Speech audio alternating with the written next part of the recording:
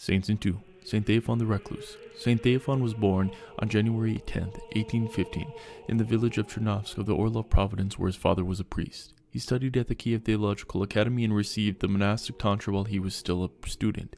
On May 9th of 1859, Saint Theophan was consecrated as Bishop of Tambov, and in 1863 he was transferred to Vladimir to remain there for 3 years. In 1866 he requested to be relieved of his duties as Bishop of Vladimir and would retire to his beloved monastery in Visha. In July of 1866, he began a life of reclusion and devoted himself to writing spiritual books. Bishop Theophan wrote many books, but received no profits from their sale. Some of the books include The Spiritual Life and How to Be Attuned to It, The Path of Salvation, and Letters on the Spiritual Life. He also transferred the Philokalia in 5 volumes and the Sermons of Saint Simeon the New Theologian.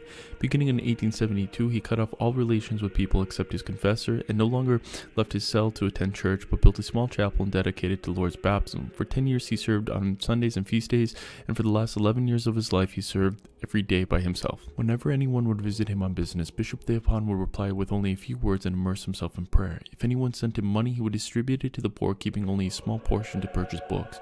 When not writing or praying, the bishop worked at carpentry and icon painting, and received as many as 40 letters each day, answering all of them. He began to lose his eyesight, but this did not slow down his work. In the evening, his cell attendant would prepare everything for the bishop to serve liturgy the next morning. After finishing the liturgy, Bishop Theophan would knock on the wall to signal to the cell attendant to serve him tea. On days when there was no fasting, he would eat lunch at 1 p.m. with 1 egg and 1 glass of milk, and at 4 o'clock he would have some tea and then no more food for the day. Bishop Theophan began to get weaker in 1894. He was still writing on the afternoon of January 6, but when his cell attendant came to check on him at 4:30, he found that the bishop had departed to the Lord.